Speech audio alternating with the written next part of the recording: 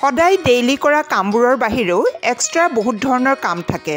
ঘৰৰ প্ৰত্যেকটো বস্তুৱে সজাই পৰাই থোৱা, পৰিপাতি থকা, পৰিষ্কাৰ হৈ থকাটো মোৰ বৰ ভাল লাগে। মই মন কৰিছোঁ ৰাতিপুৱা ঘৰ-দুৱাৰ পৰিষ্কাৰ হৈ থাকিলে ডাঙৰ যেন টেনশ্যন এটা শেষ হ'ল এনেকুৱা লাগে। কেতিয়াবা ঘৰ যেতিয়া খুব খেলিমেলি হৈ থাকে বা যোনদিনাখন ঘৰৰ কামবোৰ বেছিকৈ ওলায়, যেতিয়া এনেকুৱা ধৰণৰ চিটুৱেশ্যন ফেচ কৰিব লগা হয়, তেতিয়া চিধাই মই বিচনাকেইখন ঠিক কৰিবলৈ চেষ্টা কৰোঁ। বেডৰুমেই হৈছে ঘৰৰ এনেকুৱা টুকুৰা ঠাই য'লৈ আহি আমি দিনটোৰ ভাগৰ শেষ কৰিব পাৰোঁ। এই ঠাইটুকুৰাতে আমি সুখ-দুখৰ কথা পাতিব পাৰোঁ।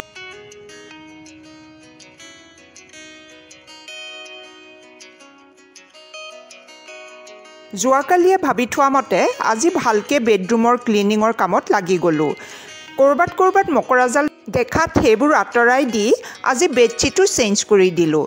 আটাইতকৈ ঘৰৰ কম খৰচৰ উপায় হৈছে ইনডোৰ প্লাণ্ট।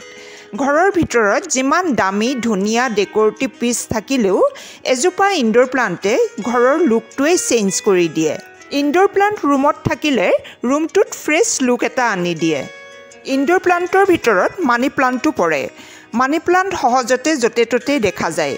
পানীখিনি যদি চাফা কৰি থকা হয়, পানীটো মানি প্লাণ্ট বহুত দিন থাকে। ই যিহেতু ইনডোৰ প্লাণ্টে হয়, ছানলাইট নহ'লেও ঘৰৰ ভিতৰত ৰাখিব পাৰি। ইমান যত্নও ল'ব নালাগে।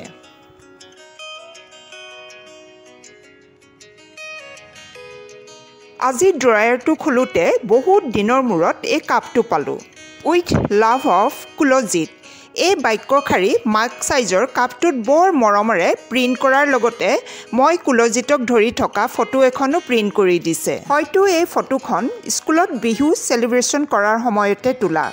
সেই সময়খিনিত মই কিডজি স্কুলত কাম কৰিয়ে আছিলোঁ। কাপটোৰ আনটো ছাইডে স্কুল টিচাৰ্ছে ষ্টুডেণ্টক লৈ তোলা আন এখন প্ৰিণ্ট। কাপটো দেখি মোৰ লাহে লাহে মনত পৰি গৈছে, কুলজিতে স্কুলত 4 year কমপ্লিট কৰাৰ পাছত এদিন আহি স্কুল ষ্টাফক বৰ ধুনীয়াকৈ চাহ মিঠাই খুওৱাৰ লগতে মোৰ ভৰি চুই লগতে এই কাপটো গিফ্ট কৰি গৈছিলে। সি কোন স্কুলত এডমিশ্যন লৈছিলোঁ বুলি কৈছিলে, এতিয়া পাহৰণিৰ গৰ্ভত।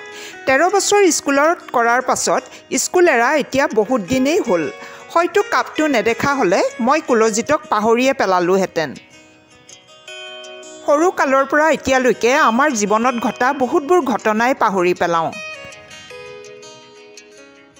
কিন্তু আমাৰ আশে-পাশে থকা বহুতবোৰ বস্তুৱে আমাক সেই কাহিনীবোৰ মনত পেলাই দিয়ে।